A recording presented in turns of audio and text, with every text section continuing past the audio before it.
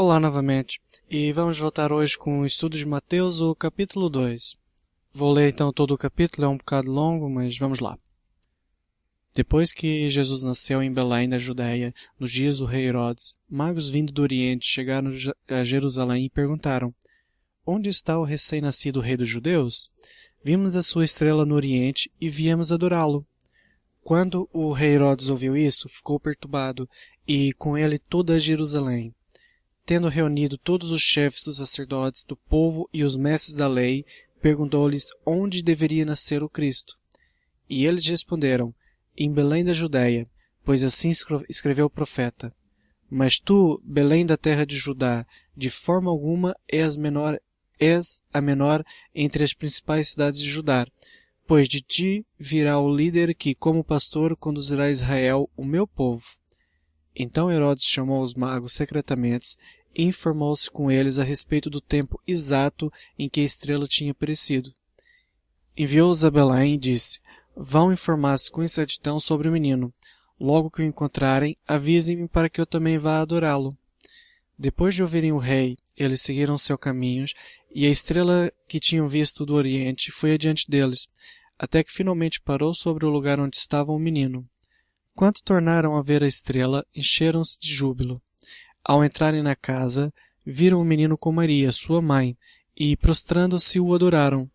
Então abriram os seus tesouros e lhe deram presentes: ouro, incenso e mirra. E, tendo sido advertidos em sonho para não voltarem a Herodes, retornaram às suas terras por outro caminho. Depois que partiram, um anjo do Senhor apareceu a José em sonhos e lhe disse: Levante-se, tome o menino e sua mãe e fuja para o Egito. Fique lá até que eu lhe diga, pois Herodes vai procurar o menino para matá-lo. Então ele se levantou, tomou o menino e sua mãe durante a noite e partiu para o Egito, onde ficou até a morte de Herodes. E assim se cumpriu o que o Senhor tinha dito pelo profeta: Do Egito chamei o meu filho. Quando Herodes percebeu que havia sido enganado pelos magos, ficou furioso e ordenou que matassem todos os meninos de 2 anos para baixo, em Belém e nas proximidades, de acordo com a informação que havia obtido dos magos. Então se cumpriu o que fora dito pelo profeta Jeremias.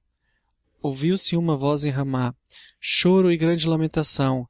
É Raquel que chora por seus filhos e recusa ser consolada porque já não existem. Depois que Herodes morreu, um anjo do Senhor apareceu em sonho a José, no Egito, e disse: Levanta-se, tome o menino e sua mãe e vá para a terra de Israel, pois estão mortos os que procuravam tirar a vida do menino. Ele se levantou, tomou o menino e sua mãe e foi para a terra de Israel. Mas ao ouvir que Arquelau estava reinando na Judéia, em lugar de seu pai Herodes, teve medo de ir para lá.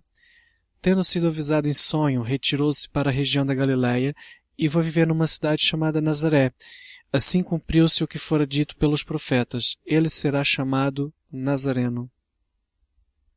Neste segundo capítulo, podemos ver que Deus continua a mostrar a sua maneira de fazer as coisas e a mostrar para quem realmente Jesus veio. Jesus nasceu para aqueles que são pecadores, para os que estão em trevas e que estão perdidos.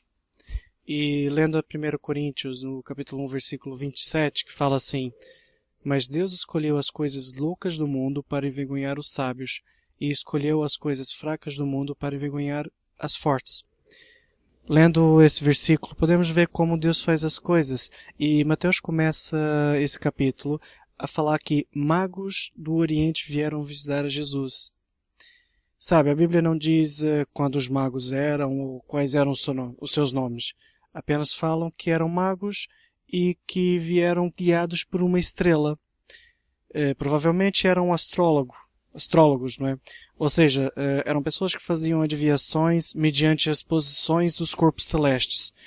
E se você for pensar bem, o que a Bíblia fala sobre magia e astrologia?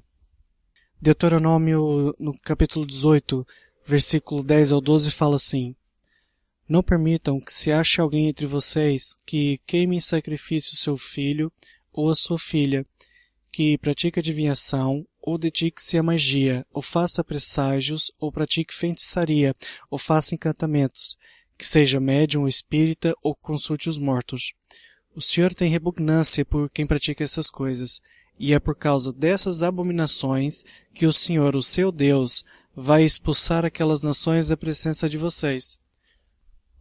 E em Gálatas, no capítulo 5, no versículo 19 ao 21, fala assim: Ora, as obras da carne são manifestas: imoralidade sexual, impureza e libertinagem, idolatria, feitiçaria, ódio, discórdia, ciúmes, ira, egoísmo, dissensões, facções, inveja, embriaguez, orgias e coisas semelhantes. Eu os advirto, como antes já os adverti, que os que praticam essas coisas não herdarão o reino de Deus. Mateus, ao escrever sobre os magos, ele estava a falar que Deus enviou Jesus exatamente para isso, para os pecadores, para aqueles que precisam de Deus. Deus não chamou os sacerdotes ou os reis, mas pela graça de Deus e não pelas obras próprias, Deus aceita aqueles que querem de coração, que têm um desejo verdadeiro de adorar. E o mais impressionante é que Deus é tão misericordioso que pode até usar uma linguagem da qual podemos entender, pois se você for ver, ele guiou os magos com uma estrela, ou seja, era algo que aqueles magos estavam acostumados a ver. Na altura do nascimento de Jesus, o rei Herodes, que era o grande, ele era edomita, ou seja, ele era descendente de Esaú, o irmão de Jacó e filho de Isaac.